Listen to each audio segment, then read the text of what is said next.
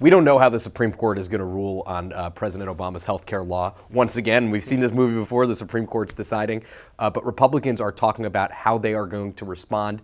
Really no easy choice for them. There isn't. You already have pushback from people on the right, people like Ted Cruz, people like Mick Mulvaney in the House, who'd say, why are we even talking about continuing to extend the subsidies that are at issue in this case? Remember, 5 million people could lose their subsidies depending on how the Supreme Court rules. And a lot of Republicans are very worried that folks will lose their health care, and they'll get blamed if they don't have a legislative response. So what are they talking about here?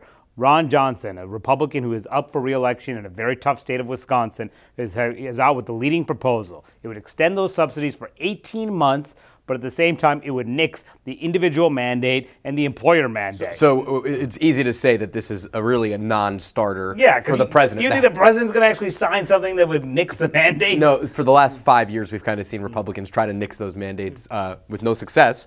So they're going to have a really interesting decision in front of them if the Supreme Court knocks down these subsidies.